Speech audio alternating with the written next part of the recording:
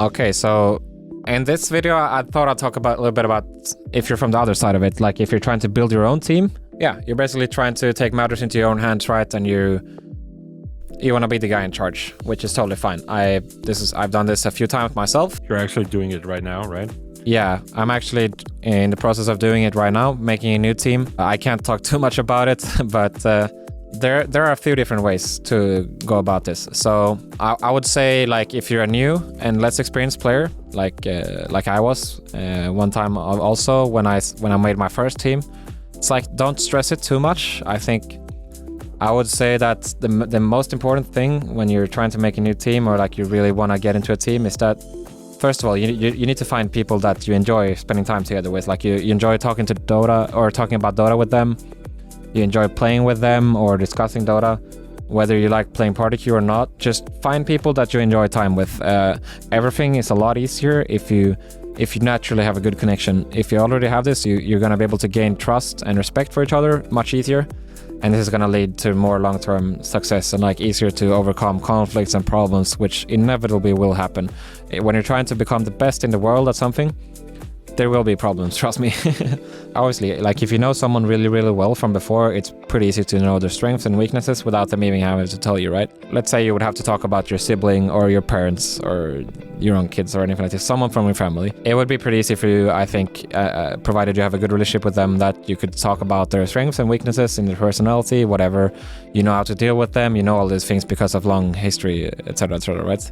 But if you don't know these things about a person, let's say you've only ever encountered them like looking at the replays or looking at a stream or something like this, you have never actually talked to them, but there's mutual interest and they're playing with each other. Obviously, there are a few key things to look for here. I mean, the first one is quite self-explanatory, which is obviously the player needs to be skilled. Ideally, it should match your skill level or higher, right? If you get someone that is much worse than you, then you know you're gonna have to teach them a lot and help them, and this can be a tough thing. I mean, you need to be really, really patient if you try to go down this route. Most of the time, though, you're gonna be able to find people around your own skill level, but they bring something different to the table than you do. So, for example, me as a player, I like to be very structured, I like to be very objective focused, I like to have kind of like rules or rules of thumb, rather, like what I like to do in X and Y situation. And so for me to like get really challenged about my ideas and get, take it to the next level, try to like see things from another way, I need a person around me that is more explosive, likes to take more risks, let's say, and this is what helps me like kind of open my eyes a little bit and like give me a new perspective on things, right? So you want to have a mix of people, I would say, that follows you but also challenges you, right? If everyone is always in line with everything that is going on, that means that you will not see certain scenarios through. You will not know what happens if you do this or that, right? Not having your ideas challenged ever is not a good thing, right? If you have a bunch of followers, you try to develop a new product and everyone is just always like, yep, this is the thing we're doing, we love it, and then it's healthy to have to being challenged, as long as you can walk out of a conflict, with your head high and the relationship still going, then it's awesome, I would say. Trying to build your first team ever, or one of your first, like let's say you're not at a pro level yet, but you just want to start grinding scrims a few nights a week or party queue even or something like this. I mean, obviously it's important to get along through good and through bad, but if you're just playing online, maybe you're just gonna have to spend like a few hours a week with each other or something like this. This is less important, obviously, but if you're in a situation like me where like I'm a pro, I spend actually like way more time at bootcamp than I do at home, being a pro in this current version of Dota, then it's very important that you get along with your teammates, right? You don't have to love each other all the time or like be like, like that, but you definitely need like trust and respect. Once again, I'll use myself as an example here. So I would say I'm a pretty calm, like I would say low temper guy. Like I don't like to feel out my emotions a lot. I tend to stay a bit like, I guess you could call it mellow. This means that, during conflict and stuff, I'm pretty, my pitch doesn't change that much. I don't really start yelling. I don't like to throw around words, these sort of things. And then some people are completely opposite. Like everyone is different, right? In some cultures or households or whatever, in teams, you can see this if you watch True Sides, for example, in Valve. Like you see For example, I think it's the Kiev Major, if I'm not mistaken. You see Virtus Pro, one of the best teams by far in those years.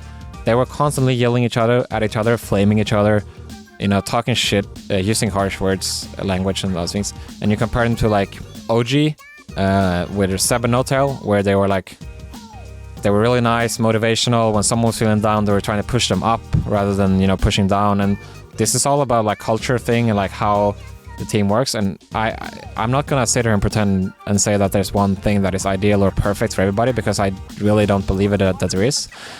But what you need to keep in mind is that you want people around you that enable you to work the way you want and have some sort of like respect for this, and you just find your way to make things work with each other, right? Leadership, this is definitely something you have to keep in mind when you're making a team on your own. It's like, are you gonna be the leader, or do you need to actually find a leader? If you're not the person trying to lead yourself, it's very important that you find one and you base the team around that, I would say. A leader is someone that needs to be trusted by the entire team. A leader is the one that is gonna carry the most responsibility and has to face the toughest decisions when it comes to in-game. Because could be outside the game also, to be honest. Some players are quiet. Some people like to tend a lot of responsibility when it comes to draft or strategy, macro. Generally, it's okay to have one or two quiet guys in a team, I would say. You don't need everybody to be the same. Everyone has a different tool or like strength that you can use, but definitely like having the leader comfortable and everybody trusting the leader is vital for the team success. How do you know if a person is good? I guess it's like you just have to be exposed to them, right? This is where it comes in what I talked about in the last episode, like selling yourself for reputation. Sometimes you might already have a really, really good feeling about a player even without having to look at them a single time, right? This can be based off what people are saying, out in the pubs, or what happens on stream. It's really different depending on what your level you are on. A good thing to do is look at their player perspective. When you're looking at a player, look at their player perspective in a replay or live, it doesn't really matter. If they're a support, you can look at what their map movement is. Do they know what to do around the siege wave? Do they know what to do like around the camps? What's their hero pool like? How is their warding? You just go into the game and you look at what do you find valuable, and it's the more you look, obviously the easier it's gonna be to make a decision if this player is good or not, right? Finding someone, you see that they're owning in pubs, you add them to friends, you start playing with them in party, whatever. This is like, you don't have to be so super serious about everything all the time, in my opinion. Like if just find someone you see that they're interesting, you like them, just start playing together, start talking to them, and you'll see if it works out or not. A lot of the time, you're gonna cycle for a lot of different people or players when trying to make your dream team.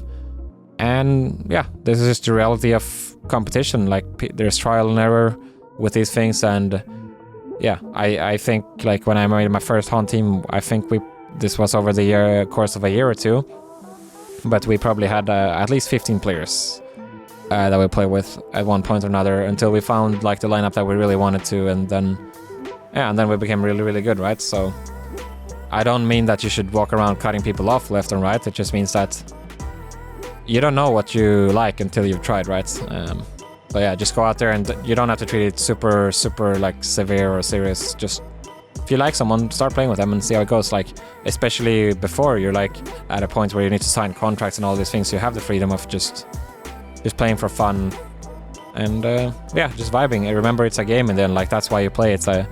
I'm pretty sure you didn't set your mind to it like when you're in school or whatever. Like I'm gonna do this. I'm gonna make a living of playing video games. And that's why I'm gonna go buy a PC and I'm gonna start playing this video game because I want to be pro and I want to be rich and I want to win TI. This is not how people start playing video games, at least nobody that I've talked to. It's always they play because they think it's fun, and then they find out there's an esports section of it much later. So remember that why you play the game. If you forget that, it's gonna be it's gonna just feel like responsibility and a burden compared to fun and inspiring passion.